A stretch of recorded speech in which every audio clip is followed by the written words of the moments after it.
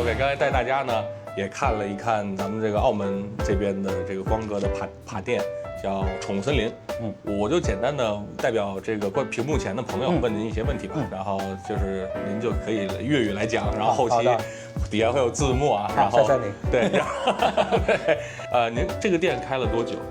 呢一間開咗大約9年，嚇，咁我就20歲喺香港開第一間，我今年50歲啦已經。对，然后那您这邊的一個，是不是有很多就是有那麼一代人可能都是跟着這個店一起成長的？那這個店中間有換過位置嗎？還是一直？有換過一次，嚇。那您的客人基本上都是澳門本地，還是也會有香港，也會有內陸？主要都係澳門嘅，只有係因為咁，譬如你見到龜同埋蛇，主要佢都係受保護動物，其實唔可以帶嚟帶去啦。对，然后那澳門這邊的話，養這些爬行動物的朋友多嗎？主要係中產人士啦，或者係20幾個年齡層，大概係20幾至到60幾都有嘅。係啊，咁但係而家呢一代10幾歲嗰代就少咗好多啦。可能個文化轉變，佢哋而家主要打機多啦，而家啲小朋友。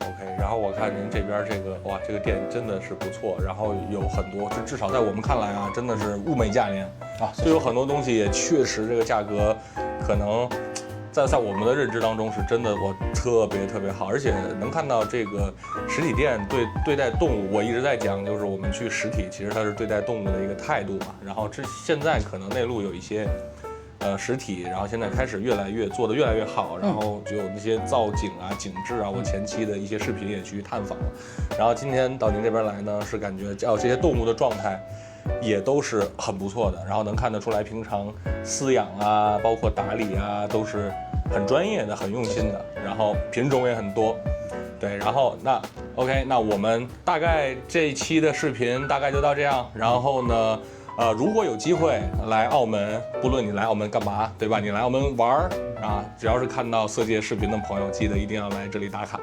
啊，這個地方在二龍喉公園前邊係啦，二龍喉公園前邊啊，這條路叫做士多紐拜斯啊，龍英大廈32A。